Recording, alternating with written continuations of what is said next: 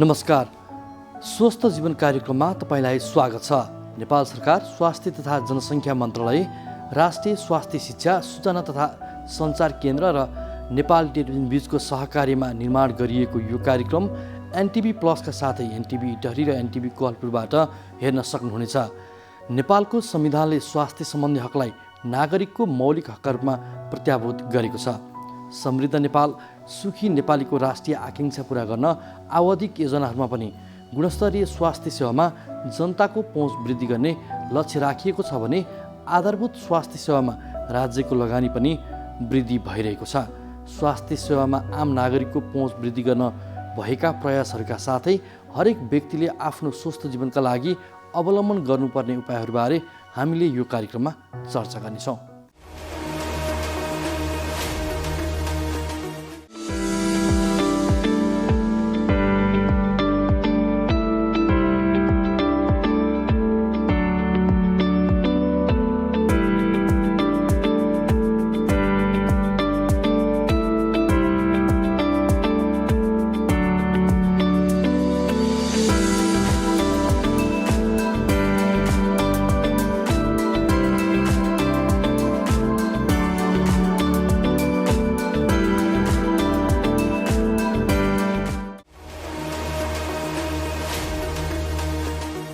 दर्शकवृन्द, चीन सरकारको अनुदानमा आएको भेरोसेल खोप आगामी जेठ 25 गतेबाट लगाउने तयारी सरकारले गरिरहेको छ।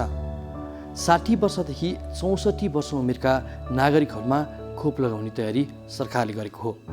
आज हामीसँग यही विषयमा एउटा रिपोर्ट हुनेछ।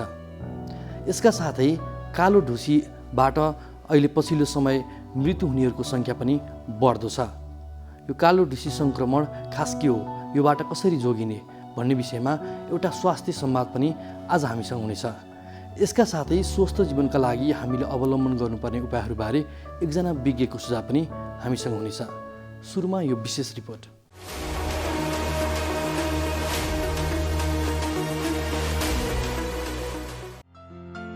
चीन सरकारले अनुदानमा दिएको कोरोना भाइरस विरुद्धको भेरोसेल खोप आउँदो 25 गतेदेखि 60 देखि 64 वर्षका नागरिकलाई लगाउने सरकारले जनाएको छ।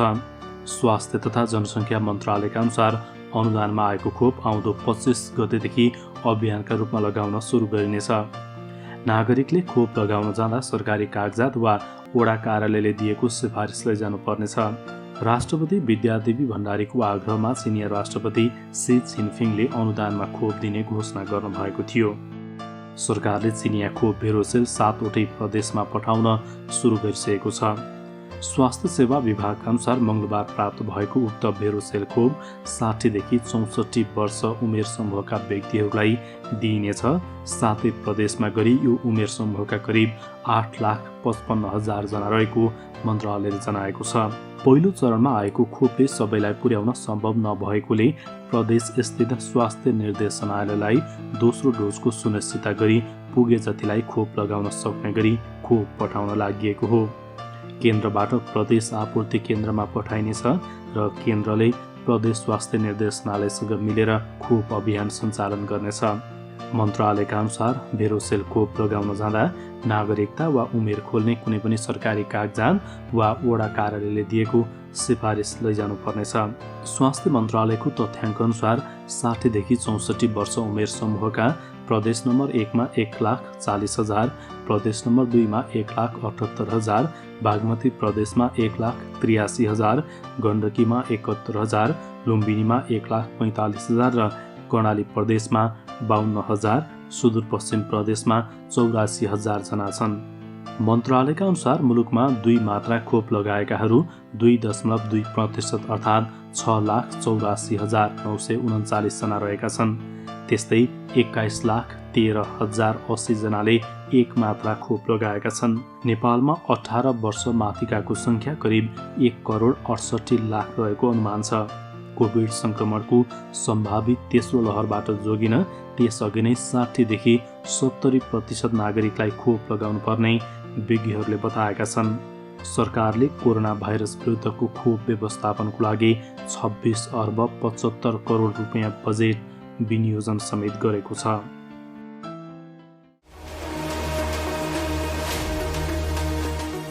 नमस्ते, म डाक्टर ललन खतिवडा, छाला तथा यौन रोग विशेषज्ञ। अब म तपाईँहरूलाई आज कस्तो खालको हाम्रो जीवनशैली हुनुपर्छ त भन्ने कुराहरू के भन्न गइरहेको छु। सबैभन्दा पहिले त यो खालि छालाको रोगको लागि मात्रै होइन, सम्पूर्ण समस्याको लागि चाहिँ एउटा चाहिँ तपाईँलाई राम्रो सल्लाह हुनेछ। पहिले त हामी घाम लाग्नुभन्दा अगाडि नै उठिसक्नुपर्छ। त्यो हाम्रो पुराकालदेखि नै हाम्रो भनिआएको चलन हो। भर्सक 6 बजेभन्दा अगाडि उठिसकेपछि अनि आफ्नो नित्य दैनिक शौचहरू गरिसकेपछि हल्का तपाईँले 15 देखि लगभग 45 मिनटसम्म तपाईँको अवस्था हेरेर हैन, अब त माइल्ड टु मोडरेट सिभियर भन्छ, तपाईँको कस्तो खालको तपाईँ मान्छे हुनुहुन्छ त्यो अनुसारले तपाईँले एउटा एक्सर्साइजहरू गर्नुपर्छ, पसिना निकाल्ने काम गर्नुपर्छ, नम्बर 1। त्यसपछि गएर तपाईँले अनि पानी पिउनुपर्छ। आफ्नो वेट अनुसार तपाईँले 2 देखि 4 ग्लाससम्म 5 ग्लाससम्म तपाईँले पानी पिउने गर्नुहोस्। अनि त्यसपछि एकछिन खाली छोडिदिने। अनि त्यसपछि गएर तपाईँले ब्रेकफास्टहरू लिने। र ब्रेकफास्ट लिँदाखेरि सबैभन्दा ठुलो कुरो भनेको अर्ली ब्रेकफास्ट चाहिँ तपाईँले सलाद लिनुहोस्, काँचो चिज लिनुहोस्। त्यसमा तपाईँको हुनसक्छ काँक्रो, गाजर, मुला, के पाइन्छ सिजनल, त्यो खाने गर्नुहोस्। त्यो खाइसकेपछि अनि तपाईँको के ब्रेकफास्ट हुन्छ तपाईँको आफ्नो खानाहरूमा, तपाईँको रोटी हुन्छ, खाना हुन्छ। पहिले त्यो खाइसकेपछि जनरली के भन्छ भने 5 mg पर केजी बडी वेट भन्छ। भनेको तपाईँ अब 70 केजीको हुनुहुन्छ भने 350 ग्राम जति तपाईँ सलाद खानुहोस्। त्यसपछि मात्रै तपाईँको अरू ठोस खानेकुराहरू तपाईँ अब दाल, भात, तरकारी, अचार के खानुहुन्छ त्यसपछि खानुहोस्। अनि त्यसपछि खाइसकेपछि तपाईँले अनि त्यसपछि गएर तपाईँ बाहिर निस्किनुभन्दा अगाडि सनस्क्रिन लाउने गर्नुहोस्। जहिले पनि छालालाई तपाईँलाई त्यसलाई अब हेरेर तपाईँको छाला अलिकति ड्राई छ भने पहिले मोइस्चराइजिङ अप्लाई गर्नुहोस्, मोइस्चराइजिङ लगाउनुहोस्, सनस्क्रिन लगाउनुहोस्। सनस्क्रिन लगाउँदाखेरि तपाईँ सक्नुहुन्छ भने हरेक 3-4 घन्टामा राम्रो क्वालिटीको सनब्लक अलि मजाले लगाएर हिँड्नुभयो भने तपाईँको बाहिरी देखिने, अझ हामी फेसमा मात्रै भन्दैनौँ, त्यही तपाईँको कपडाले नढाकिने ठाउँहरू जस्तो हातहरू भयो, घाँटीहरू भयो, फेसहरू भयो, सनब्लक लगाउने गर्नुहोस्। त्यसपछि गएर तपाईँ आफ्नो पढ्नुहुन्छ, काम गर्नुहुन्छ, के सबै कामहरू गरिसकेपछि राति पनि तपाईँ डिनरहरू गरिसकेपछि राति सही समयमा सुत्ने गर्नुहोस्। 10 बजेपछि तपाईँ मोबाइलहरू हेर्ने, अरू इलेक्ट्रोनिक मिडियाहरू चलाउने काम नगर्नु होला। 10 बजेपछि सुत्नुभयो र बिहान 6 बजेभन्दा अगाडि उठ्ने। अनि अहिले मैले भने जस्तो केही हल्का कामहरू गर्नुभयो भने राम्रो हुन्छ। अनि तपाईँलाई नुहाउँदाखेरिको एउटा सानो टिप्स तपाईँलाई के भन्दाखेरि, नुहाउँदाखेरि जहिले पनि माइल्ड साबुनहरूले, जस्तो बजारमा पाइन्छ नि डोभ साबुनहरू भयो, पियर साबुनहरू भयो, यस्ता साबुनहरू प्रयोग गर्ने गर्नुहोस्। हार्ड साबुनहरू लाइफबुआ, रातो खालको त्यो लाइफबुआ, डिटोल साबुनहरू अब प्रचार गरे जस्तो त फेरि उनीहरूले गर्ला नि, तर पनि ती साबुनहरूले तपाईँले जनरली नुहाउनु हुँदैन। त्यसले चाहिँ हाम्रो शरीरमा भएको मोइस्चर चिल्लोपनालाई हटाउँछ र त्यसले गर्दा तपाईँलाई छालामा समस्याहरू देखिन सक्छ। अनि त्यो नुहाइसकेपछि माइल्ड साबुनले नुहाइसकेपछि मोइस्चराइजिङ लगाउने गर्नुहोस्। जाडोमा सक्नुहुन्छ 1 दिन बिराएर अथवा म्याक्सिमम् 2 दिन बिराएर नुहाउने गर्नुहोस्। गर्मीमा हरेक दिन नुहाउनुहोस्। बिहान हामीले एक्सर्साइज गरिसकेपछि कुनै अलिकति शारीरिक क्रियाकलाप गरिसकेपछि नुहाउनु भएको अझ राम्रो। हाम्रो एक सन्तान छ, अर्को तुरुन्तै जन्माउने इच्छा छैन। त्यसैले परिवार योजनाको लामो अवधिका केही अस्थायी साधनहरूको बारेमा सल्लाह लिउँ भनेर आएको। तपाईहरु जस्तो लामो अवधिको गर्भान्तर गर्न चाहनेहरूको लागि इम्प्लान्ट वा आयुसिडी नै ठिक हुन्छ। अनि यो इम्प्लान्ट आयुसिडी कहाँ कसरी प्रयोग गरिन्छ, कति समय काम गर्छ होला? इम्प्लान्ट चाहिँ महिलाहरूको पाखुराको छाला मुनि राख्ने र यो एक पटक राखेपछि 5 वर्षसम्म गर्भ रहँदैन। अनि आयुसिडी नि? आयुसिडी चाहिँ महिलाहरूको पाठेघरमा राखिन्छ र यो एक पटक राखेपछि 12 वर्षसम्म गर्भ रहँदैन। बीचमै सन्तानको रहर भयो भने? यदि तपाईहरुलाई बीचैमा सन्तानको रहर भएमा यी दुवै साधनहरूलाई झिक्न पनि सकिन्छ। अनि यी दुवै अस्थायी साधनहरू कतिको सुरक्षित छन् त? सुरक्षित र प्रभावकारी छन्। तपाईहरुले केही डर मान्नु पर्दैन। पहिला तपाईहरु सल्लाह गर्नुहोस्, त्यसपछि सेवाको लागि त हामी जहिले आउनुहुन्छ तयार छौँ। नमस्कार, म डाक्टर धर्मेन्द्र कर्ण, छाला रोग विशेषज्ञ। छाला हाम्रो शरीरको सबभन्दा ठुलो अङ्ग र बाहिरी आवरण हो। यसलाई माया गर्नुपर्छ। बिहान सुतेर उठ्ने बित्तिकै मुख धोएर हात खुट्टा धोएर हामी नुहाउँछौँ र नुहाउने बित्तिकै नुहाउँदाखेरि कस्तो पानी नुहाउने भन्दाखेरि मन तातो पानी नुहाउनु, बडीमा 5 मिनटभन्दा बढी 5 देखि 10 मिनटभन्दा बढी नुहाउनु हुँदैन। आफूलाई मन लाग्ने रङ्गरहित गन्धरहित सकेसम्म सावर जेल वा स्याम्पू प्रयोग गर्नुपर्छ र नुहाइसकेपछि तुरुन्तै पुरै जिउमा तेल वा मोइस्चराइजरको प्रयोग गर्नुपर्छ र कपडा लाउँदाखेरि सकेसम्म खुकुलो सुती कपडा छालामा टाँसेर लगाउनुपर्छ र यदि बाहिर जाँदै हुनुहुन्छ अफिस जाँदै हुनुहुन्छ भने सनस्क्रिन अनुहारमा र घाम पर्ने भागमा चाहिँ लाउन बिर्सिनु हुँदैन।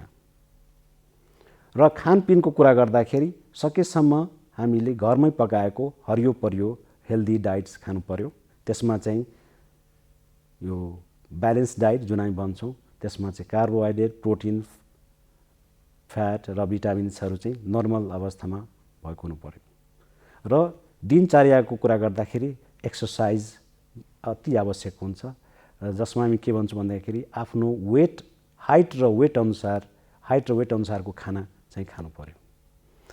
बेलुका घरमा फर्किसकेपछि फेरि आफ्नो कपडा खोलिसकेपछि हात खुट्टा धोइसकेपछि फेरि हामीले मोइस्चराइजरहरूको प्रयोग गर्नुपर्छ र जुन व्यक्ति बाहिर काम गर्नुहुन्छ उहाँहरूले सनब्लक फेरि पनि सनस्क्रिन वा सनब्लक लगाइराख्नुपर्ने हुन्छ 2 घण्टा 3 घण्टामा। त्यस्तै कपालको पनि कुरा गर्दाखेरि कम्तीमा हप्ताको 2 देखि 3 पल्ट स्याम्पू गर्नुपर्ने हुन्छ र बेला बेलामा नङको ट्रिमिङ गर्नु पर्यो र नङको पनि ख्याल राख्नुपर्ने हुन्छ।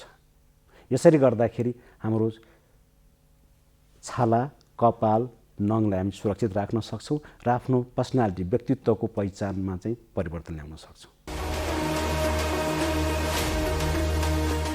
कोरोना भाइरसबाट आक्रान्त बनिरहेको समयमा अहिले कालो ढुसी अर्थात् म्युकरमाइकोसिस सङ्क्रमणबाट पनि मृत्यु हुनेको सङ्ख्या बढ्दो छ। यो सङ्क्रमण कसरी हुन्छ, यो सङ्क्रमणबाट कसरी जोगिने भन्ने बारेमा हामीले एउटा स्वास्थ्य संवाद लिएका छौँ। त्यही स्वास्थ्य संवाद अबको क्रममा।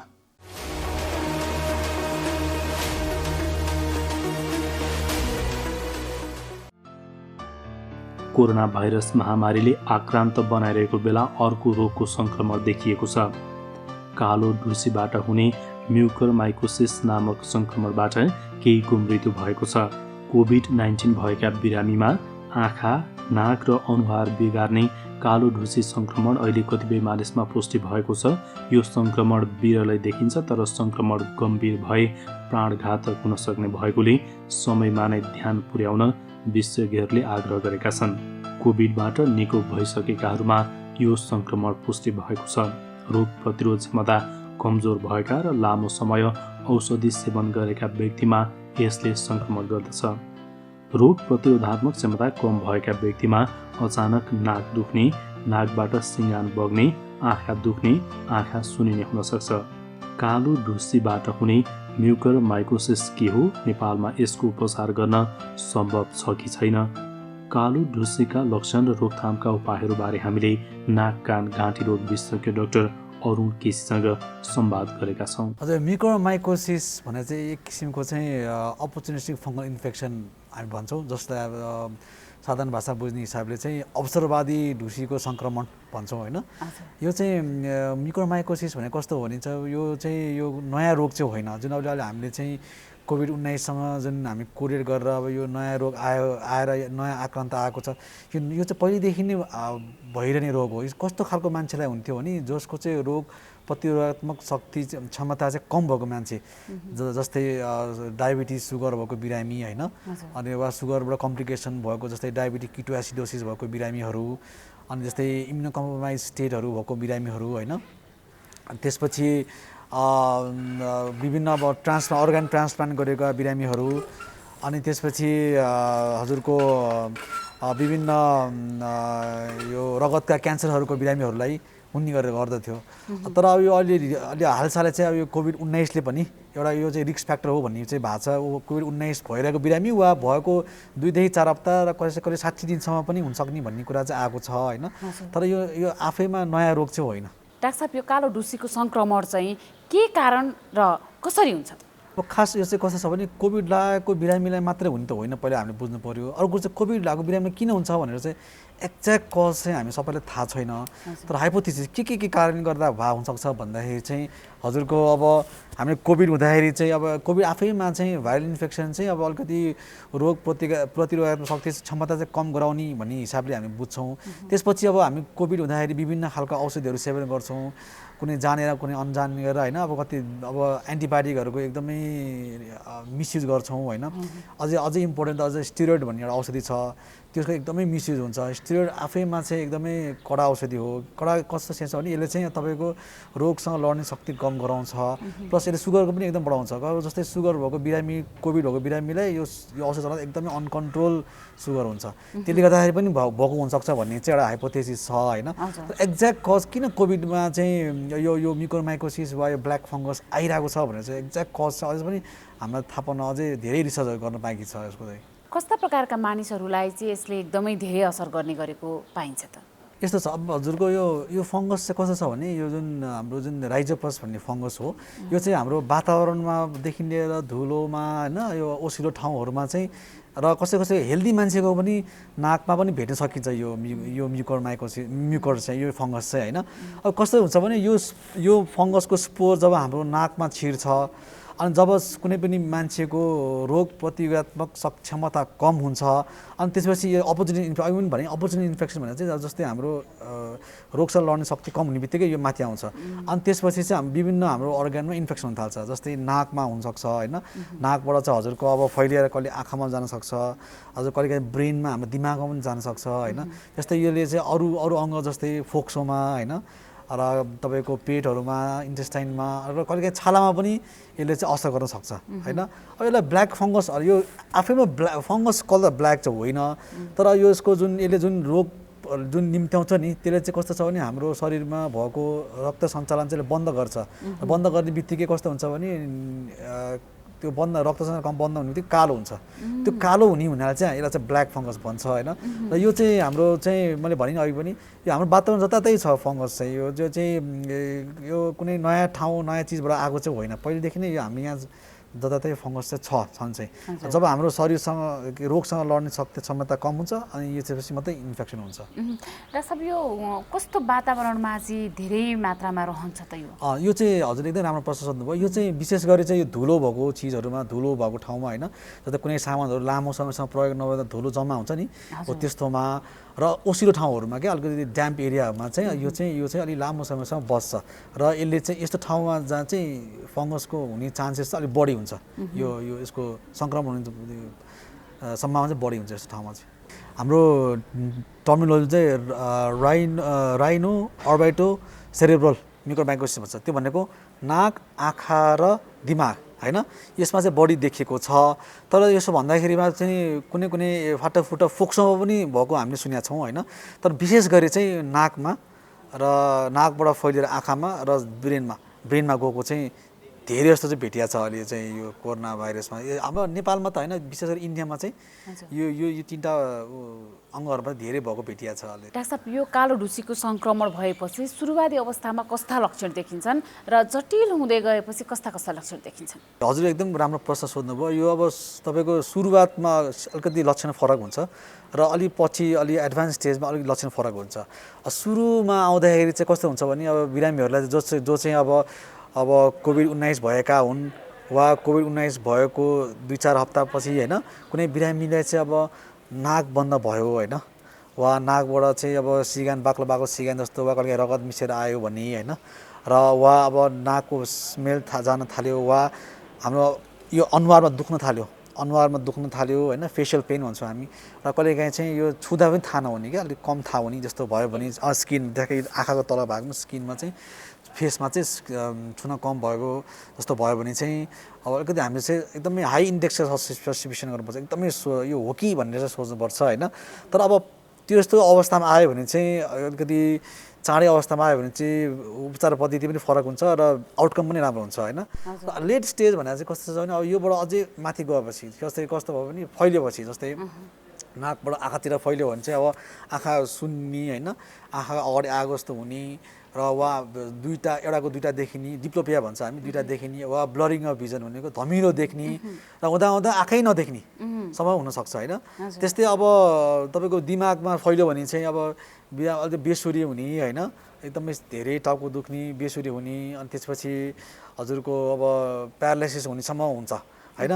त्यस्तै हजुरको अब हाम्रो नाकको नजिकै त हाम्रो तालुतिर गयो भने चाहिँ हजुरको दाँतहरू चाहिँ अलिकति दुख्ने, दाँत खोक्लो हुने वा त्यो भागमा पनि कालो भएको जस्तो, नाकको वरिपरि पनि कालो भएको जस्तो त्यो फैलिएर चाहिँ जस्तो देखिने जस्तो हुनसक्छ। र यो चाहिँ अलिकति लेट स्टेजमा भयो भने यस्तो खालको हजुरको लक्षण भएर बिरामी आउनसक्छ। लक्षणको कुरा त भइहाल्यो, लक्षणबाट थाहा पाउने एउटा तरिका त भइहाल्यो, तर पनि यो कालो ढुसी नै हो भनेर थाहा पाउनको लागि के कुराको जाँच गर्नुपर्ने हुन्छ त? रोग प्रतिरोधात्मक क्षमता कम भएको बिरामीमा यस्तो लक्षण आएको चाहिँ हाम्रो अब चिकित्सकहरूको चाहिँ दिमागमा चाहिँ आइहाल्छ होइन, यो हुनसक्छ भनेर। त्यसपछि अर्को हामी गर्ने भनेको चाहिँ अब हामीले चाहिँ पहिला चाहिँ अब हाम्रो ओपिडीमा आएको बिरामी चाहिँ हामी चाहिँ एन्डोस्कोपी गर्छौँ, नाकको एन्डोस्कोपी गर्छौँ। नाकको एन्डोस्कोपी गर्दाखेरि चाहिँ हामीले एकदमै यसको चाहिँ एकदमै टिपिकल के हुन्छ जस्तै हाम्रो ब्ल्याक फङ्गस भन्छौँ नि, नाकको भाग चाहिँ रातो हुनुपर्ने वास्तवमा होइन, तर त्यो चाहिँ कालो भएको देखिन्छ क्या, नाकको विभिन्न ठाउँमा कालो भएको देखिन्छ होइन। तर यति कालो भएको भाग भएकोमा हामी म्युकोरमाइकोसिस भन्न चाहिँ मिल्दैन। अब त्यसपछि हामीले अझै जाँचहरू गर्न चाहिँ निदान गर्न चाहिँ हामी कहिलेकाहीँ एमआरआई गराउँछौँ होइन, एमआरआई गराउँछौँ, सिटी स्क्यान गराउँछौँ र कन्फर्म डायग्नोसिस चाहिँ हामी चाहिँ बायोप्सीबाटै हुन्छ यसको, हिस्टोप्याथोलोजीबाट जुन हामी चाहिँ त्यहाँबाट सानो टुक्रा लिएर जाँचेपछि चाहिँ कन्फर्म थाहा हुन्छ कि यो चाहिँ ब्ल्याक फङ्गस अथवा म्युकोरमाइकोसिस हो भनेर थाहा हुन्छ हजुर। भनेपछि त्यो जाँच गर्नको लागि त हामीलाई यही सम्भव हुन्छ नि? हजुर एकदम। कालो ढुसीको सङ्क्रमण मानिसमा भइसकेपछि चाहिँ यसले कति समयसम्ममा असर गर्छ, कति समयसम्ममा जटिलता हुन्छ? यो चाहिँ एक्युट इन्भेजिभ फङ्गल इन्फेक्सन भन्छ भन्न खोजेको चाहिँ कस्तो भने एक्युट इन्भेजिभ फङ्गल इन्फेक्सन चाहिँ एकदमै चाँडो हजुरको दिनदेखि हप्ताभरिमा यो चाहिँ चाँडै फैलिन्छ, यसलाई धेरै टाइम लाग्दैन। जस्तो अरू फङ्गल इन्फेक्सन पनि हुन्छ हाम्रो नाकमा होइन, त्यो चाहिँ वर्षौँदेखि पनि हुन्छ, तर यो चाहिँ एकदमै छोटो समयमा एकदमै चाँडै फैलिन्छ होइन। त्यही यो यस्तो लक्षण आएको बिरामीको चाँडैभन्दा चाँडै उपचार हामीले गर्न सकेनौँ भने चाहिँ एकदमै ठुलो यसको जस्तै हाम्रो यसको मृत्युदर पनि एकदमै धेरै छ, यो रोगको मृत्युदर एकदमै धेरै छ। यसबाट अब विभिन्न कम्प्लिकेसन जस्तै अब मान्छे पुरै ब्लाइन्ड, पुरै आँखा नदेखिन्छ पनि हुन्छ होइन। त्यसपछि अब ब्रेनमा गयो भने त धेरै ठुलो समस्या हुन्छ, ब्रेनमा अब त्यहाँ प्यारालाइसिसदेखि लिएर मान्छेको मृत्युदरको सङ्ख्या झन् बढ्छ होइन। त्यही कारण चाहिँ हजुरको यस्तै त धेरै त्यस्तो समय लाग्दैन फैलिरहन्छ यसको यो इन्फेक्सन चाहिँ। हाम्रो अब पत्र पत्रिका न्युजमा र स्वास्थ्य मन्त्रालयले दिएको विज्ञप्ति अनुसार चाहिँ अहिलेसम्म चाहिँ 10देखि 12जनालाई चाहिँ भएको भन्ने चाहिँ कुरा भएको छ होइन। तर जस्तै म कार्यरत वीर अस्पतालमा चाहिँ अहिलेसम्म 1जना चाहिँ कन्फर्म भएको चाहिँ छ, एउटा डायग्नोसिस कन्फर्म भएर चाहिँ हामीले उपचार गरेका छौँ। जस्तै अब यसको यो सङ्क्रमण भएको चाहिँ यहाँले भन्नुभयो लगभग 10-12जना भनेर होइन। अब योभन्दा अगाडि चाहिँ कतिको हुन्थ्यो? यो चाहिँ कोभिड सङ्क्रमण पछि कोभिडका बिरामीहरूलाई मात्रै देखिएको हो कि अन्य बिरामीलाई पनि हो कि के छ? यस्तो छ हजुरको, यस्तो छ सङ्क्रमण पहिला पनि हुन्थ्यो, मैले अघि पनि भने सुरुमा होइन, सङ्क्रमण तर एकदमै कम थियो। तर यो कोभिड भएर चाहिँ डेफिनेटली यो सङ्क्रमणको चाहिँ बढ्या छ होइन, किनभने अब पहिला पनि नभए हुन्थ्यो होइन, तर यो कोभिड भएपछि चाहिँ अब अघि पनि भने हामीले अलिक छलफल गऱ्यौँ होइन, विभिन्न कारणले कोभिडले गर्दाखेरि चाहिँ यसको जुन दर चाहिँ बढेको छ होइन, हुने जुन रेट चाहिँ बढेको छ होइन। तर अब एक्ज्याक्ट कज किन कोभिड भएको बिरामीले भएको छ भनेर चाहिँ त्यो अझै पनि पत्ता लगाउन अझै बाँकी नै छ होइन, विभिन्न रिसर्चहरू भइरहेछन् होइन। तर पहिलाको भन्दा चाहिँ अहिले डेफिनेटली बढेको चाहिँ हो। पहिला जुन अब जस्तै हाम्रो एकदम फाटाफुट्टा आउँथ्यो भने अहिले अलिक कमनली आउनु थालेको छ यो अहिले कोभिडका बिरामीहरूमा पनि देखिएको छ। कालो ढुसीको सङ्क्रमण हुन नदिनको लागि के कुरामा विशेष गरी ध्यान दिनुपर्ने हुन्छ? यसलाई चाहिँ अब कसरी बुझ्छौँ भने अब जस्तै कोभिड भएको बिरामीहरू होइन वा जसले चाहिँ हामीले चाहिँ अब 3 भागमा बाँड्न सक्छौँ। एउटा चाहिँ हामी घरमा बस्दाखेरि कसरी गर्न सक्छौँ हामी आफूलाई भन्ने, पहिला चाहिँ अब यो मास्क चाहिँ कस्तो छ भने मास्क लाउँदा एकदम सफा र सुक्खा ड्राई मास्क लाउनुपर्छ। त्यो एउटै मास्क धेरैचोटि लाउने र त्यसपछि अलिकति ओसिलो खालको मास्क लाउनु हुँदैन होइन। त्यसपछि पर्सनल हाइजिनमा एकदमै ध्यान दिनुपर्छ। पर्सनल हाइजिन भन्नाले चाहिँ हजुरको अब हातहरू धोइराख्ने, सेनिटाइजरले सफा गरेर राख्ने हात होइन, अनि आफू बस्ने कोठाहरू रुमको चाहिँ भेन्टिलेसन राम्रो हुने, हावाहरू राम्रोसित आउने होइन, र धेरै यो धुलो र ओसिलो ठाउँहरू नजाने क्या यो धुलो ओसिलो ठाउँले गर्दा पनि तपाईँलाई चाहिँ त्यहाँबाट फङ्गस जाने चान्सेस बढी हुन्छ होइन यो चाहिँ हामीले आफ्नो घर बस्दाखेरि चाहिँ गर्न सकिने कुराहरू हो जस्तो हस्पिटलमा चाहिँ कस्तो हुन्छ भने हजुरको हस्पिटल पनि यस्तै अब ओसिलो र धुलोबाट ठाउँमा त बस्नु भएन प्लस अब अक्सिजन हामी जुन दिन्छौँ नि अक्सिजन दिँदाखेरि पनि 2-3 कुराहरू याद गर्नुपर्छ क्या जस्तै हामीले अक्सिजन दिँदाखेरि चाहिँ हामीले चाहिँ जुन ह्युमिडिफाइड अक्सिजन दिनुपर्छ ड्राई भन्दा पनि ह्युमिडिफाइड अक्सिजन दिनुपर्छ ह्युमिडिफाइड अक्सिजन दिँदाखेरि चाहिँ जुन हामी पानी प्रयोग गर्छौँ नि त्यो पानी चाहिँ हामीले चाहिँ सकेसम्म स्टेराइल वाटर वा डिस्टिल वाटर युज गर्नुपर्छ धाराको पानी वा यो यताउति पानी युज गर्नु हुँदैन होइन जस्तै ह्युमिडिफायर गर्ने चिजहरू पनि हामीले बेला बेलामा सफा गरेर राख्नुपर्छ होइन अनि जस्तै अस्पतालमा त त्यो हामीले ट्युब युज गर्छौँ जुन बिरामीहरूलाई र बिरामीहरूको त्यो ट्युब चाहिँ बेला बेला सफा गर्नुपर्छ र एउटा बिरामी अर्को बिरामीलाई गर्दा राम्रो सफा गरेर होइन एन्टिसेप्टिक लगाएर सफा गरेर मात्रै अर्को बिरामीलाई युज गर्नुपर्छ होइन त्यस्तै अब कोभिडको उपचार गर्दाखेरि पनि कस्तो भने हाम्रो अब यहाँ उपचार गर्दाखेरि चाहिँ अनावश्यक रूपमा चाहिँ एन्टिबायोटिक प्रयोग गर्ने होइन त्यस्तै अनावश्यक रूपमा स्टेरोइड युज गर्ने युजै गर्न हुने मान्छेलाई पनि स्टेरोइड युज गर्ने होइन त्यस्तो कम गर्नुपर्छ त्यस्तै अब हजुरको सुगर अब डायबिटिज भएको बिरामीलाई कोभिड भयो भने चाहिँ एकदमै स्ट्रिक्टली सुगर कन्ट्रोल गर्नुपर्छ होइन विभिन्न औषधि सेवन गरेर सुगर कन्ट्रोल गर्नुपर्छ त्यस्तै अरू रोग प्रतिरोधात्मक क्षमता कम भएको मान्छेलाई चाहिँ कसरी बढाउन सकिन्छ त्यो हिसाबले चाहिँ काम गर्नुपर्छ होइन यति कुराहरू ध्यान दियो भने चाहिँ पुरै निर्मूल नगरे पनि धेरै हिसाबले चाहिँ हामीले कम गर्न सकिन्छ जस्तो लाग्छ डाक्टर यो त भयो अब लाग्न नदिनको लागि ध्यान दिनुपर्ने कुराहरू होइन यदि अब बढिरहेछ फैलिरहेछ होइन यो कालो ढुसीले असर गरेर सङ्क्रमण भइसक्यो होइन भने चाहिँ हामीले कसरी त्यसलाई होइन अरूसँग यो त्यसबाट चाहिँ कसरी बस्ने त सङ्क्रमण भयो भने जटिलता हुन नदिने के गर्ने यो ब्ल्याक फङ्गस वा म्युकोरमाइकोसिस चाहिँ यो कन्टेजियस डिजिज चाहिँ होइन भन्नु मतलब एकजनाबाट अर्कोजना सर्ने चाहिँ होइन यो होइन जुन चाहिँ जनमानस अलिक के आक्रान्त भएको छ भने यो पनि ब्ल्याक फङ्गस पनि कोभिड जस्तै सर्ने हो कि भन्ने एउटा चिन्ता छ त्यो चाहिँ होइन कोभिड जस्तो यो ब्ल्याक फङ्गस चाहिँ सर्दैन होइन तर ब्ल्याक फङ्गस एक्चुअली भइसकेपछि वा निदान भइसकेपछि यसको उपचार चाहिँ एकदम आवश्यक छ जति चाँडै हामीले उपचार यसको सुरु गऱ्यौँ त्यति चाँडै चाहिँ बिरामीलाई हामीले चाहिँ राम्रो हुने वा आउटकम राम्रो हुने चाहिँ सम्भावना बढ्छ अब उपचारको विधिहरू चाहिँ अब कस्तो छ भने अब विभिन्न विधिहरू छन् एउटा चाहिँ अब हामी चाहिँ औषधिद्वारा पनि गर्छौँ होइन औषधिमा चाहिँ मूलतः चाहिँ एम्पुटेसन बी भन्ने एउटा औषधि छ यो एन्टी फङ्गल हो होइन योद्वारा चाहिँ यसको चाहिँ उपचार गरिन्छ र त्यसपछि अब कहिलेकाहीँ चाहिँ कस्तो छ भने यो रोग फङ्गस फैलिएको छ वा अन्तमा सरेको छ भने चाहिँ वा विभिन्न ठाउँमा फैलिएको छ भने चाहिँ औषधि मात्रै नहुँदैन अलिकति सर्जिकल डिप्राइभमेन्ट भन्दा मैले सानो अपरेसन गर्नुपर्ने हुन्छ सानो नभने अपरेसन गर्नुपर्ने हुनसक्छ अपरेसन हामीले मेनली चाहिँ गर्ने भनेको चाहिँ जुन चाहिँ त्यो कुहिएको भागहरू हुन्छ नि त्यसलाई चाहिँ निकाल्नुपर्छ हजुरको भनेपछि त्यसले सङ्क्रमण गरिसकेपछि त्यसले कुहाइहाल्छ उसको मेन उसको यो जुन म्युकोरमाइकोसिस फङ्गसको मेन भनेको चाहिँ त्यो जुन रक्त नली हुन्छ नि हाम्रो एन्जियो इन्भेजन भन्छ त्यो भनेको चाहिँ रक्त नलीमा चाहिँ अट्याक गर्छ रक्त नलीमा अट्याक गरिसकेपछि कस्तो हुन्छ तपाईँको रक्त सञ्चालन नै कम हुन्छ त्यो शरीरमा र कुनै जुन भाग अफेक्टेड त्यो चाहिँ कम हुन्छ त्यो भन्ने बित्तिकै त्यो भाग चाहिँ कुहिन थाल्छ क्या कुहिएर कालो हुन्छ त्यही कारण हामी यसलाई ब्ल्याक फङ्गस हुन्छ कालो हुन्छ त्यस्तो भाग चाहिँ हामीले निकाल्नुपर्छ अपरेसन गरेर यस्तो भाग चाहिँ कुहिएको भागहरू चाहिँ निकाल्नुपर्छ सर्जिकल डिप्राइभमेन्ट गर्नुपर्छ होइन र सबै क्लियर गरेपछि अनि त्यसपछि औषधले राम्रो काम पनि गर्छ जुन हामी अघि मैले भने एम्पुटेसन बी त्यो अझै राम्रो काम गर्छ होइन त्यसपछि त्यसले फङ्गस लोड घटाउँछ होइन अनि त्यसपछि बिरामीले अलिकति पनि लड्न सक्छ अलिकति बढ्छ होइन त्यही कारण यो चाहिँ विभिन्न ट्रिटमेन्ट हो अथवा कस्तो भने यो मेन सर्जिकल ट्रिटमेन्ट चाहिँ हजुरको त्यो हटाउने कुरा भयो मेडिकल ट्रिटमेन्ट चाहिँ हजुरको चाहिँ यो अब 2 देखि 4 हप्ता कसैको प्रोग्रेसिभ र बढ्दैछ भने चाहिँ 6 हप्तासम्म पनि इन्जेक्सन लाउनु पर्ने हुनसक्छ होइन त्यसपछि अर्को मुखबाट खाने एउटा पोस्टोकोनाजोल भन्ने औषधि छ ट्याब्लेट छ त्यो चाहिँ हजुरको अझै 2-3 महिनासम्म खानुपर्ने हुनसक्छ त्यो चाहिँ अब बेला बेलामा मोनिटर गरेर हामी कसरी उपचार गर्ने भन्ने गर्छौँ मूलतः चाहिँ यसको चाहिँ ट्रिटमेन्ट भनेको चाहिँ अब मेडिसिनले र त्यसपछि सर्जिकल भयो सर्जिकल पार्ट चाहिँ कस्तो छ यो चाहिँ टिम वर्क हुनुपर्छ यो कुनै एउटा नाक कान घाँटीले मात्रै होइन कि टिम वर्क कसरी भने अब जस्तै नाक कान घाँटी भयो वा म्याक्सिलोफेसियल सर्जन वा अफ्थाल्मोलोजिस्ट आँखाको डाक्टर साहबहरू होइन सबै मिलेर वा न्युरो सर्जनहरू सबै मिलेर चाहिँ यसको चाहिँ उपचार गर्नुपर्छ कालो ढुसीको सङ्क्रमण हुन नदिनको लागि ध्यान दिनुपर्ने कुराहरू त भइहाल्यो तर सङ्क्रमण भइसकेपछि चाहिँ यसबाट बच्नको लागि के कुरामा ध्यान दिनुपर्छ के गर्नुपर्ने हुन्छ र कस्तो अवस्था भयो भने अस्पताल जानुपर्ने हुन्छ जुन एम्पुटेसन बी भन्ने जुन एन्टी फङ्गल छ होइन त्यो चाहिँ अब अलिकति पाउन गाह्रो भयो। इन्डियामा अब हामीले बेसिकली हामी कहाँ आउने भने इन्डियाबाटै हो। इन्डियामा व्यापक भएपछि चाहिँ त्यहाँ धेरै इन्डियामै त्यसको भयो कन्जम्सन भयो। त्यहाँ नेपालमा अहिले चाहिँ त्यसको सर्टेज छ। त्यो औषधि ल्यायो भने खास उपचार ल्याउन गर्न गाह्रो छैन, किन सर्जिकल पार्टमा हामी सक्षम छौँ होइन, हामीले गर्न सक्छौँ होइन। तर त्यो एम्पोटेरेसिन बी भन्ने औषधि उपलब्ध भयो भने चाहिँ नेपालमा उपचार यो एकदम त्यस्तो गाह्रो सजिलै खास गर्न सकिन्छ, त्यस्तो गाह्रो चाहिँ होइन।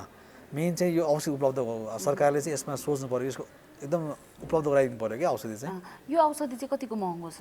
अब यस्तो छ, हजुरको औषधि यो एम्पोटेरेसिन दुईवटा किसिमको पाउँछ। यो लाइपोजोमल एम्पोटेरेसिन बी भन्ने छ, त्यो असाध्यै महँगो छ। त्यो त तपाईँको एउटा फुल कोर्स गर्दा बिरामीको धेरै नै पैसा खर्च हुन्छ होइन। त्यो चाहिँ के हो भने त्यसले चाहिँ मेन चाहिँ यसको मेन साइड इफेक्ट वा यसले चाहिँ गर्ने भने चाहिँ किडनीलाई असर गर्छ होइन। यो लाइपोजोमलवालाले चाहिँ किडनीलाई असर गर्दैन। अर्को एम्पोटेरेसिन बी भन्ने पाउँछ, डिअक्सिकोलेट डिअक्सिकोलेट एम्पोटेरेसिन बी भन्ने, त्यो चाहिँ यति महँगो छैन होइन। त्यो चाहिँ त्यस्तो ऊ जस्तो महँगो छैन, लाइपोजोमल जस्तो महँगो छैन। त्यसले पनि काम गर्छ। त्यसले पनि काम गर्छ, तर त्यसको मेन साइड इफेक्ट चाहिँ किडनीलाई चाहिँ असर गर्छ। किडनीलाई चाहिँ असर गर्ने हुनाले चाहिँ त्योभन्दा चाहिँ त्यो बेटर हो भन्ने चाहिँ छ हामीलाई। कालो ढुसीले चाहिँ कुन कुन अङ्गमा बढी असर गर्छ? सुरुमा चाहिँ अब धेरै जस्तो चाहिँ अब नाकमाबाटै सुरु हुन्छ यो होइन। नाकमा हाम्रो नाकबाट आँखा हाम्रो ब्रेन एकदमै नजिक हुन्छ क्या हजुरको। अनि नाकबाट इन्फेक्सन चाहिँ आँखामा सर्छ होइन। त्यस्तै नाकबाट इन्फेक्सन ब्रेनमा सर्छ। नाकबाट आँखामा सर्यो भने चाहिँ अब विभिन्न अघि पनि भने मैले विभिन्न समस्याहरू आउन सक्छ। आँखा पुरै ब्लाइन्ड अन्धो हुनुसम्म पुगिन्छ होइन। र ब्रेनमा सर्दा त वा आँखाबाट ब्रेनमा सर्दा त मान्छेको ज्यानै जाने सम्भावना धेरै हुन्छ। यो रोगको मोर्टालिटी धेरै नै हाई छ हजुरको, 50 देखि 60% भन्दा अझ बढी छ भन्नेमा छ होइन।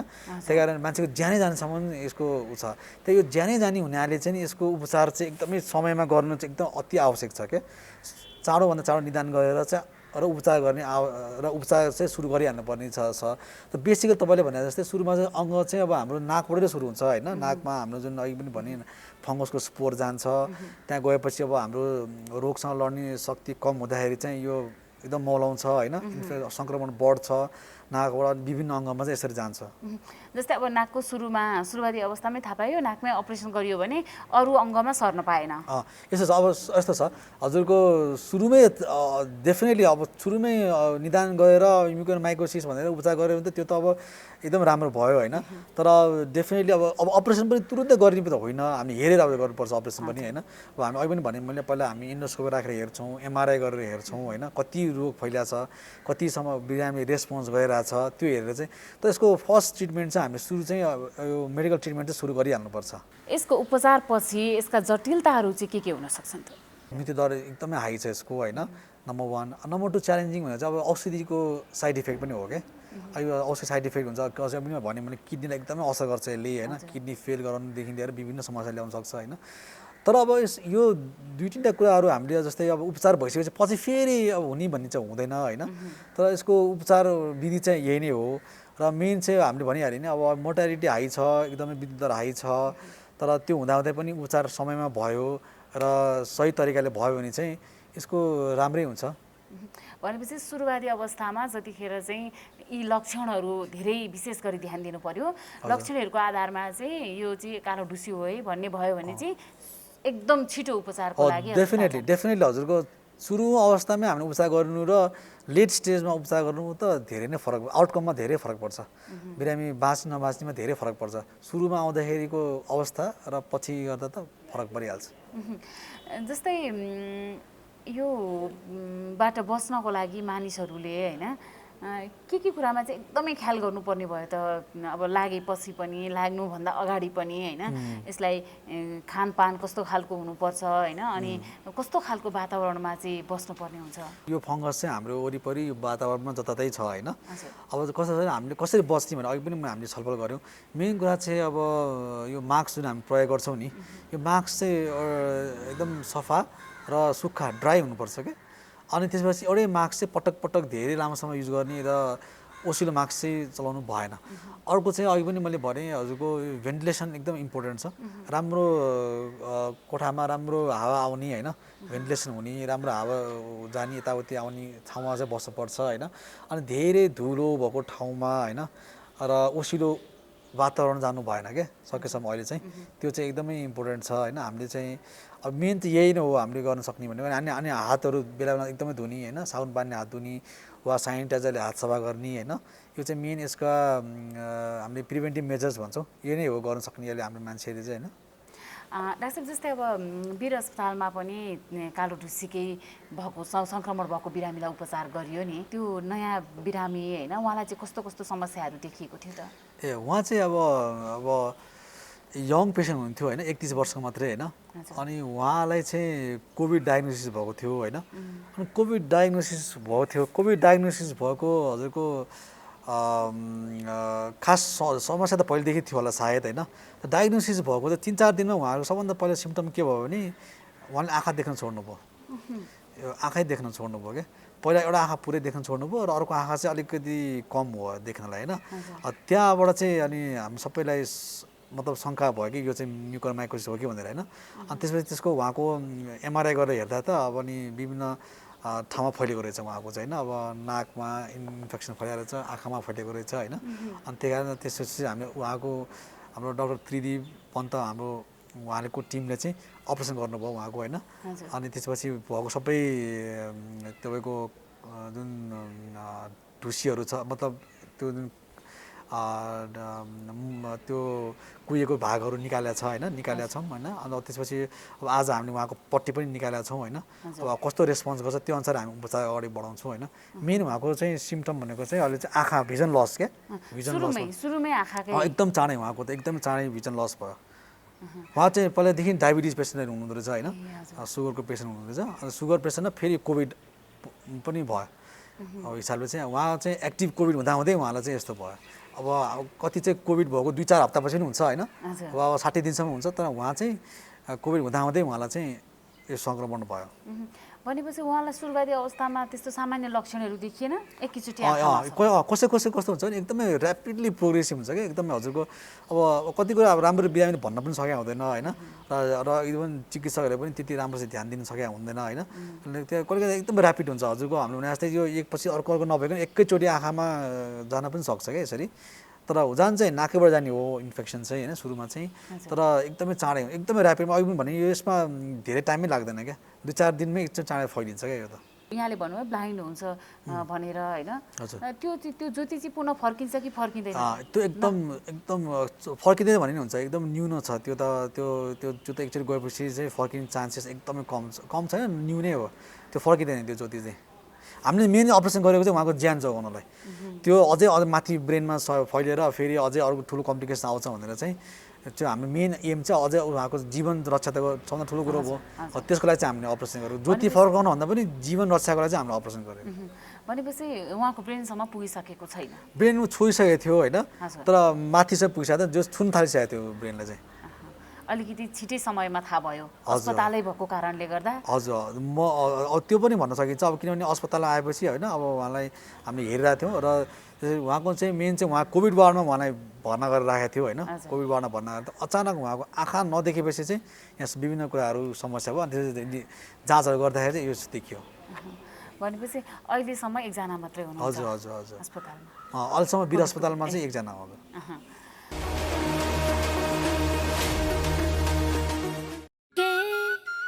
हात धुन्छौ र साबुन पानीले धुन्छु नि कति बेला धुन्छौ र छिनछिनमै धुन्छु नि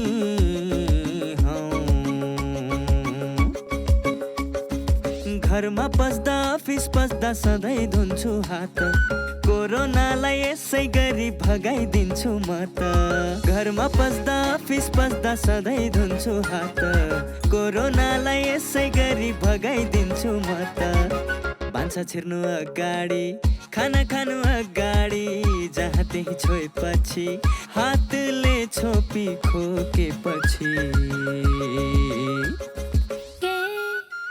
हात धुन्छौ र साबुन पानीले धुन्छु नि कति बेला धुन्छौ र छिनछिनमै धुन्छु नि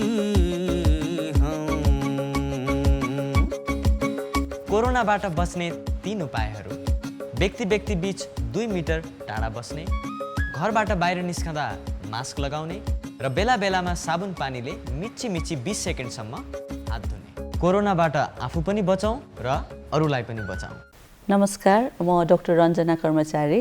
म रेडिएसन अन्कोलोजिस्ट हुँ र हालमा नेपाल क्यान्सर हस्पिटल हरिसिद्धि ललितपुरमा कार्यरत छु।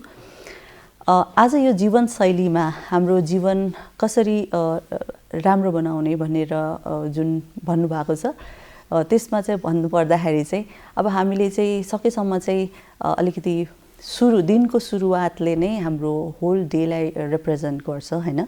अनि त्यही कारणले गर्दाखेरि चाहिँ अब हामीले सुरुमा बिहानमा अलिकति उठ्ने, सकेसम्म बिहानको टाइमलाई चाहिँ अलिकति प्रोडक्टिभ र फ्रुटफुल बनाउन सक्यो भने चाहिँ अलिकति बेटर हुन्छ। अनि बिहानमा अलिकति योगाहरू गर्ने, आफ्नो फिजिकल एक्टिभिटी चाहिँ एकदम इम्पोर्टेन्ट छ, किनभने फिजिकल एक्टिभिटीले गर्दाखेरि चाहिँ तपाईँको धेरै चिजलाई फरक पार्ने हुन्छ होइन। अनि त्यसपछि हामीले चाहिँ अलिकति सक्छ भने चाहिँ योगा पनि गर्दाखेरि बेटर हुन्छ। अनि हामीले चाहिँ हाम्रो खानपिन शैलीमा चाहिँ एकदम धेरै ध्यान दिनुपर्ने हुन्छ। अब हामीले चाहिँ बिहानको ब्रेकफास्ट चाहिँ एकदम राम्ररी खानुपर्ने हुन्छ र हामीले खाना खाँदाखेरि चाहिँ एकदम ध्यान दिनुपर्ने कुराहरू चाहिँ हाम्रो चाहिँ जुन न्युट्रियन्ट्सहरू हुन्छ, खानाको न्युट्रियन्ट भ्याल्युजहरू, त्यसलाई चाहिँ एकदम बुझ्न जरुरी छ। जस्तै कि हामीले धेरै कार्बोहाइड्रेट मात्रै भएको खानेकुराहरू नखाइकन त्यसलाई कार्बोहाइड्रेट, फाइबर्स, प्रोटिन सबै चिजलाई मिक्स गरेर डाइटमा चाहिँ होइन खाने, त्यो चाहिँ इम्पोर्टेन्ट छ होइन। अब क्यान्सर रोग विशेषज्ञ भएको हिसाबले चाहिँ म क्यान्सर रोगमा नै फोकस गरेर हामीले अलिकति प्रिभेन्टेबल कुराहरू भन्न पर्दाखेरि चाहिँ नि अघि जुन भने फिजिकल एक्सर्साइज एकदम इम्पोर्टेन्ट कुरा भइहाल्यो। अनि अर्को चाहिँ नि खानापिनमा चाहिँ नि हामीले यो जुन एकदम यो टोब्याको स्मोकिङ अथवा सुतिजन्य पदार्थको कुनै पनि सुतिजन्य पदार्थ सेवन एकदमै हार्मफुल छ। यसको चाहिँ डाइरेक्ट कजेसन हुन्छ क्यान्सरको लागि। फोक्सोको क्यान्सर, मुखको क्यान्सर, टोब्याकोले सबै क्यान्सर नै गराउँछ भन्नुपर्दाखेरि चाहिँ। त्यही कारणले टोब्याको कन्जम्सन चाहिँ एकदम स्टप नै गर्नुपर्ने हुन्छ। र अर्को चाहिँ नि अल्कोहल, रक्सी सेवन कहिले सोसल ड्रिङ्किङ चाहिँ ठिकै हो, तर रेगुलर बेसिसमा सधैँ रक्सी सेवन गर्नु चाहिँ एकदमै नराम्रो कुरा हो। त्यसले कलेजोलाई बिगार्नुको साथसाथै क्यान्सरको पनि एकदम इम्पोर्टेन्ट कज हो। अनि अर्को चाहिँ नि अब हाम्रो नेपालमा चाहिँ यो रेक्टल क्यान्सर भन्छ, त्यो नि एकदमै कमन छ। अनि अर्को जिआईमा हाम्रो जिआई भनेको जुन खाना नलीको माथिदेखि तलसम्म जुन हुन्छ अप्पर जिआई र लोवर जिआई भन्छ होइन, यो सबै चिजमा को क्यान्सरहरू पनि कमनै छ। अब हामीले यसलाई सुधार्नको लागि चाहिँ एउटा रातो मासु अलिकति कम खाने होइन, खाने नहुने चाहिँ होइन, तर एकदमै कम खाने, सकेसम्म अभोइड गर्ने होइन। अर्को चाहिँ स्मोक्ड मिट भन्छ। स्मोक्ड मिट चाहिँ ले चाहिँ अब एकदम क्यान्सरको कजेसन नै हो। अर्को प्रिजर्भड फुडहरू, प्रिजर्भ पिकल्सहरू हुन्छ, त्यो पनि नखानु नै भन्छ है। केमिकल्सहरू सकेसम्म अभोइड गर्ने। अनि अर्को चाहिँ नि हामीले दिनभरिमा पनि एकदम आफ्नो एउटा चाहिँ मानसिक जुन सोचहरू छ त्यसले पनि हाम्रो स्वास्थ्यलाई एकदम असर पर्ने हुन्छ। त्यही कारणले हामीले चाहिँ जहिले पनि पोजिटिभ थट्सहरू राख्नुपर्ने हुन्छ दिमागमा, सकारात्मक सोचाइ राख्नुपर्ने हुन्छ। र हामीले जे कुरामा पनि केही नराम्रो भइरहेछ भने त्यसको सकारात्मक एस्पेक्ट भन्छ, पोजिटिभ साइडलाई चाहिँ फोकस गऱ्यो भने चाहिँ त्यो चाहिँ अटोमेटिकली हाम्रो होल डेमा र हाम्रो जीवनमा नै त्यसले सकारात्मक वेमा चाहिँ त्यसले ट्रान्सफर्म गरि नै हाल्छ। त्यही कारणले सकारात्मक सोच राख्न एकदमै जरुरी छ। अनि हामीले जुनै फिल्डमा हामी जे काम गर्छौँ त्यो कुरामा चाहिँ अध्ययन गर्न एकदम जरुरी नै भन्छौँ र त्यसमा चाहिँ हामीले समय दिनुपर्छ। जुनै फिल्डमा जे काम गरिरहेछ भने नि राम्ररी बुझेर र त्यसलाई राम्ररी अध्ययन गरेर गर्नुपर्ने हुन्छ।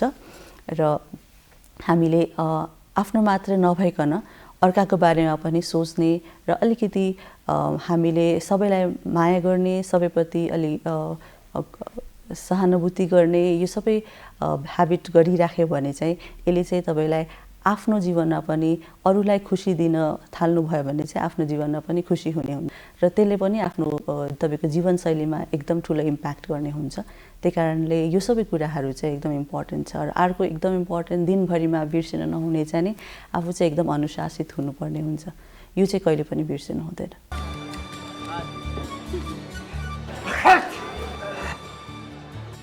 सबैले थाहा पाउनुपर्छ। अनि सबैले सधैँ व्यवहारमा पनि ल्याउनुपर्छ। होइन, के थाहा पाउने अनि के व्यवहारमा ल्याउने भनेको? सबैले इन्फ्लुएन्जाबाट बच्ने उपायहरू थाहा पाउनुपर्छ। अनि सबैले इन्फ्लुएन्जाबाट बच्ने मुख्य 4 उपायहरू सधैँ व्यवहारमा पनि ल्याउनुपर्छ। इन्फ्लुएन्जाबाट बच्न अपनाउनु पर्ने मुख्य 4 उपायहरू के हुन्छ? इन्फ्लुएन्जाबाट बच्न खोक्दा र हाच्छू गर्दा नाक, मुख रुमाल वा पाखुराले छोप्नुपर्छ। साबुन पानीले हात धुनुपर्छ। अनि रुवाखोकी लागेको बिरामीको कम्तीमा 1 मिटर टाढा बस्नुपर्छ र अनावश्यक रूपमा मानिसको भिडभाड हुने ठाउँमा जानु हुँदैन। यस्तो व्यवहार सधैँ गरे इन्फ्लुएन्जाबाट बच्न सकिन्छ होइन त? हो, स्वास्थ्य व्यवहार स्वस्थ जीवन।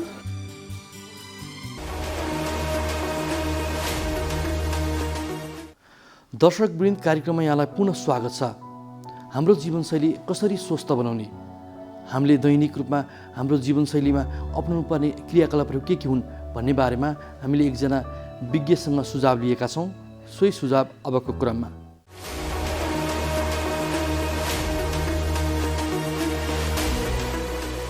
नमस्कार, म डाक्टर असीम रेग्मी। म नेपाल मेडिसिटी अस्पतालको आइसियू विभागमा आइसियू फिजिसियनको रूपमा कार्यरत छु।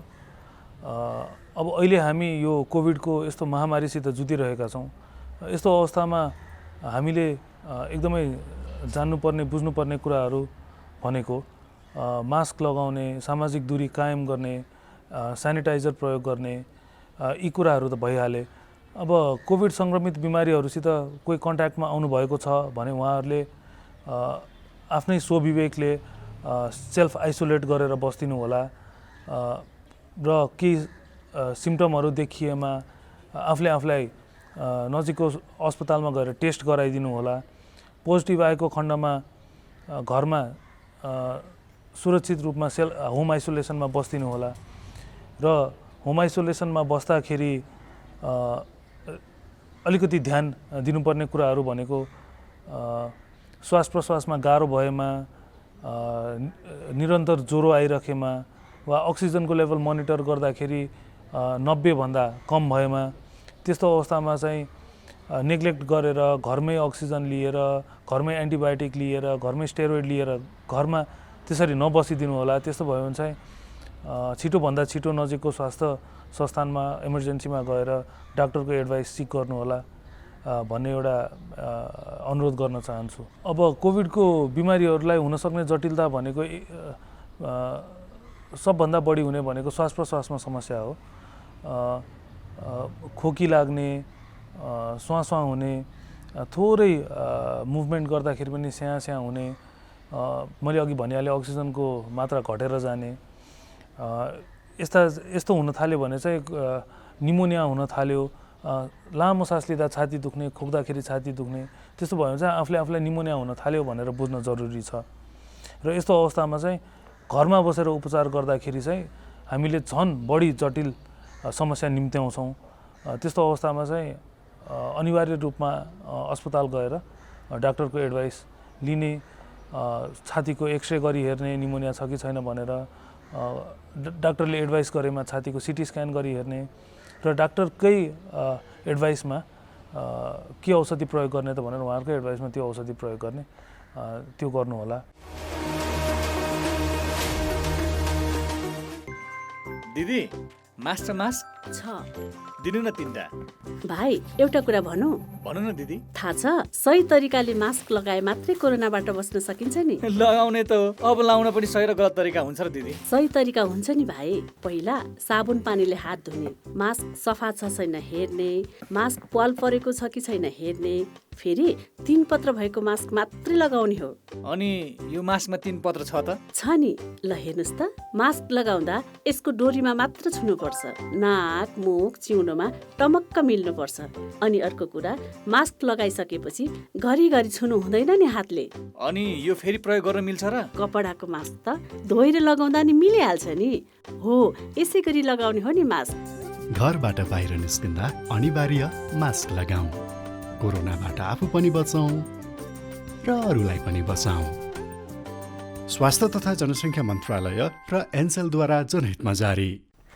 नमस्कार, म doctor Narayan Ghimire, veterinary doctor. यहाँहरूलाई खास गरी पशुपन्छी पालन र यससँग सम्बन्धित हामी जो किसानदेखि लिएर व्यवसायी उद्यमी उपभोक्ताहरू छौँ, हामी कसरी हाम्रो जीवनशैली सञ्चालन गर्नुपर्छ भन्ने बारेमा सानो जानकारी दिने चेष्टा गर्दैछु। सबभन्दा पहिले मानिस स्वस्थ रहनको निम्ति पशुपन्छी स्वस्थ हुनुपर्छ। त्यसैले तपाईँ जतिसुकै स्वस्थ रहनको प्रयास गरे पनि, जतिसुकै महँगो साबुन स्याम्पूले नुहाइधुवाइ गरे पनि तपाईँका पशुपन्छी स्वस्थ छैनन् भने कहिल्यै पनि मानिस स्वस्थ रहन सक्दैन। यो एउटा ध्रुव सत्य कुरा भएको हुनाले पशुपन्छी स्वस्थ राखौँ।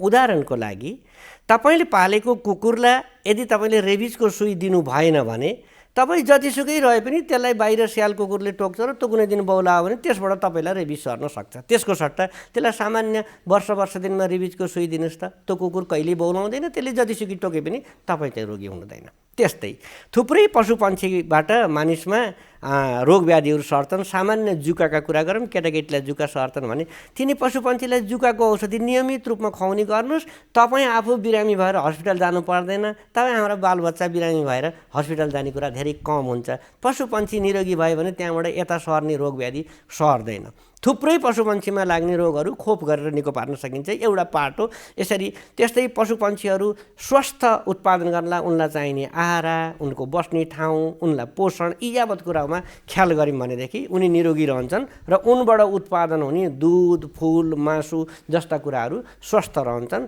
र ती गुणस्तरीय वस्तु प्रयोग गरेर हामी पनि निरोगी हुन्छौँ, हाम्रो पनि बुद्धि विकास हुन्छ, हामी तन्दुरुस्त हुन्छौँ र हामी एउटा विकलाङ्ग नागरिक नभएर एउटा स्वस्थ नागरिक बन्छौँ र देशै स्वस्थ नागरिकको देश बन्छ। दोस्रो पाटो, हामीले पशुपन्छीबाट उत्पादन गरिएका खास गरी मानव आहारमा प्रयोग गर्ने दुध, फुल र अन्डा, तीनटा कुराहरूमा जुन पौष्टिक तत्त्व हुन्छ त्यो मान्छेको लागि नभई नहुने पौष्टिक तत्त्व पनि हुन्छन् र तिनी कुरा वनस्पतिजन्य खाद्य पदार्थमा नपाइने किसिमका केही विशिष्ट प्रकृतिका पौष्टिक तत्त्व हुन्छन्। त्यसैले मानव आहारमा, साँझ बिहानको आहारमा अनिवार्य रूपमा दुध, मासु वा अन्डाको परिकार राख्ने गरौँ। त्यो राख्यौँ भने धेरै रोगहरूबाट हामी बच्छौँ र हाम्रो आफ्नो प्रतिरक्षा शक्ति दह्रो हुन्छ र धेरै रोगहरूबाट हामी सुरक्षित रहन्छौँ। अहिले कोभिडको सन्दर्भमा पनि हामीले प्रतिरक्षा शक्ति अथवा इम्युनिटी बढाउने कुरा गर्छौँ। त्यसको लागि एनिमल प्रोटिनको जरुरत पर्छ, पशुपन्छीजन्य प्रोटिन, त्यो भनेको दुध, फुल, मासु। दुध, फुल, मासु गुणस्तरीय बनाउनको लागि हामीले जस्तो मासु जाँच गर्ने कुराहरू हुन्छन्, त मासुलाई कन्टामिनेसन हुन नदिन, प्रदूषित हुन नदिन शुद्ध पानीको प्रयोग गरेर सफा गर्नुपर्छ। प्रदूषित पानीले मासु पखाल्ने, यो काम फोहोरमा मासु काट्ने यस्तो अभ्यासहरू चाहिँ नगरौँ। दुधहरू, मासु र अन्डाहरू काँचो सेवन नगरौँ कहिल्यै पनि। यसलाई राम्रोसँग पकाएर उमालेर हामीले प्रयोग गऱ्यौँ भने त्यो यदि सङ्क्रमित छ, त्यसमा कुनै रोगका कीटाणु जीवाणु छन् भने पनि ती नष्ट हुन्छन् र मानिसमा सर्न सक्दैनन्। त्यसबाट पनि हामी निरोगी र स्वस्थ रहन सक्छौँ, स्वस्थ बाँच्न सक्छौँ। त्यस्तै अनावश्यक रूपमा जङ्गली जनावरहरू, पशुपन्छी, चाहे त्यो जलचर होस् अथवा थलचर होस्, त्यसलाई छुने, जिस्काउने, घोच्ने, मार्ने, शिकार गर्ने यावत यो काम चाहिँ नगरौँ। यसो गर्दा के हुन्छ भने वन्यजन्तुमा रहेका रोगका केही कीटाणु, ब्याक्टेरिया, भाइरस, प्यारासाइट अथवा फङ्गसहरू तिनीहरू हामीमा सर्छन् र हामीसँग उनीहरू अभ्यस्त नभएको हुनाले कहिलेकाहीँ चाहिँ हाम्रो शरीरमा चाहिँ रोग उत्पन्न हुने जोखिम चाहिँ उत्पन्न हुन्छ। त्यसैले कहीँ कतै कुनै जनावर अथवा पशुपन्छी मरेको भेटियो भने नाङ्गा हातले त्यसलाई छुने, सुमसुम्याउने, सम्हाल्ने यो काम चाहिँ कहिल्यै पनि नगर्नु होला। सामान्य अवस्थामा हाम्रो घरमै पालिएका पशुपन्छीहरू ब्याउँदाखेरि जुन साल निस्किन्छ, साल नाल बच्चा, सकेसम्म त्यसलाई नाङ्गा हातले नछुनु होला। विशेष गरी छोरा मान्छेलाई पनि त्यो नाङ्गो साल नाल ह्यान्डल गर्दाखेरि कहिलेकाहीँ चाहिँ नि ब्रुसेलोसिस लगायतका रोगहरू लाग्न सक्छन्। त्यस्ता रोगहरू लागे भने बच्चा नहुने बाँझोपन हुने जस्ता समस्याहरू उत्पन्न हुन सक्छ। त्यसैले पशुपालन गर्दाखेरि सामान्य सरसफाइ सावधानी अपनाउनु चाहिँ पर्ने जरुरत चाहिँ हुन्छ। यति गऱ्यौँ भने यसको बारेमा हामी अलि राम्रोसँग चाहिँ बुझ्ने र पशुपन्छीलाई माया गऱ्यौँ भने उनीहरूले पनि हामीलाई चाहिँ माया गर्छन्। र एउटा मानिसहरूले माया भन्न बित्तिकै के भयो कि पशुपन्छीप्रति अत्यन्तै निर्दयी व्यवहार गर्ने गरेको पाइन्छ। यदि हामीले पशुपतिलाई दुःख दियौँ, जस्तो खान नदिने, अब बाँधेर मात्रै राखिराख्ने, पर्याप्त पोषण नदिने, पानी पनि नदिने, गाडीमा हिँड्दाखेरि कोचेर जथाभावी मरणासन्न अवस्थामा हिँड्ने, कुट्ने, पिट्ने, अङ्गभङ्ग गर्ने, घाममा चाहिँ तडपाउने, यावत किसिमका मानवीय चाहिँ त्रुटिहरूबाट पशुप्रति हुने गरेका निर्दयी व्यवहार भयो भने त्यस्तो पशुको शरीरमा रसायनहरू उत्पन्न हुन्छ जुन मानिसको लागि हानिकारक हुन्छ।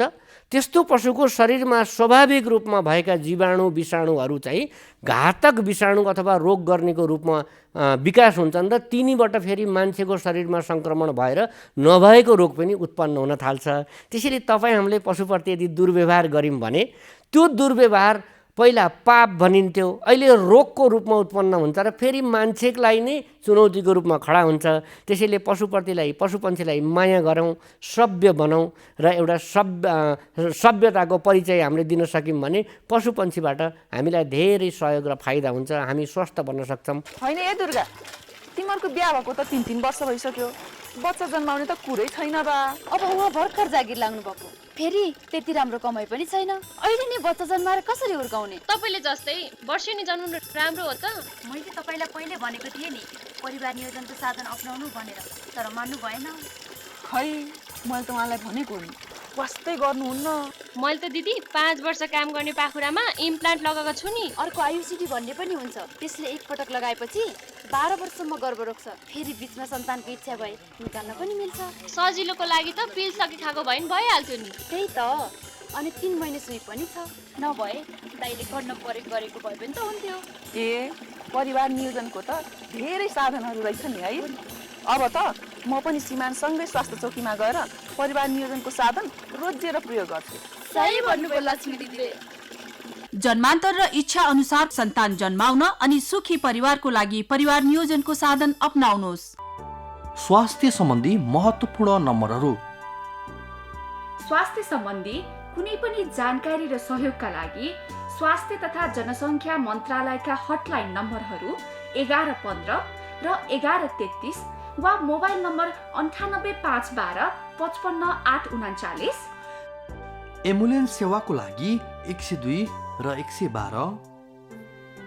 वैदेशिक रोजगारीको क्रममा स्वास्थ्यमा समस्या भएमा, अन्य सहयोग वा जानकारी आवश्यक परेमा श्रम रोजगार तथा सामाजिक सुरक्षा मन्त्रालयको हटलाइन नम्बर 1141। शान्ति सुरक्षा र अन्य सहयोगका लागि नेपाल प्रहरीको नम्बर 100। सशस्त्र प्रहरी बलको नम्बर 1114। रगत आवश्यक परेमा ब्लड बैंकको नम्बर 01 42 25 344। दर्शकबिन, अब भने हामी कार्यक्रमको अन्त्यतिर आइपुगेका छौँ। नेपाल सरकारले चीन सरकारको अनुदानमा ल्याएको भेरोसेल खोप आगामी 25 गतिबाट लगाउने तयारी गरेको छ। 60 वर्षदेखि 64 वर्ष उमेर समूहका नागरिकलाई खोप लगाउने तयारी सरकारले गरिरहेको छ। आज हामीले यही विषयमा केन्द्रित रहेर एउटा रिपोर्ट प्रस्तुत गर्यौँ। यसका साथै कालो ढुसी सङ्क्रमणको बारेमा पनि एकजना विशेषज्ञसँगको स्वास्थ्य संवाद प्रस्तुत गर्यौँ। हाम्रो जीवनशैली कस्तो हुनुपर्छ, स्वस्थ जीवन कसरी अपनाउने भन्ने बारेमा एकजना विज्ञको सुझाव पनि प्रस्तुत गर्यौँ।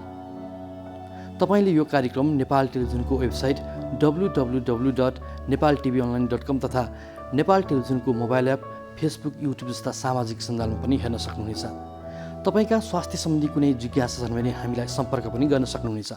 सम्पर्क माध्यम हामीले टेलिभिजन स्क्रिनमा देखाइरहेका छौँ। तपाईँका समस्यालाई हामीले सरकारी अधिकारी वा विज्ञ मार्फत समाधान गर्ने प्रयास पनि गर्नेछौँ। आजको लागि म लगायत हाम्रो सम्पूर्ण टिमलाई बिदा दिनुहोस्। नमस्कार।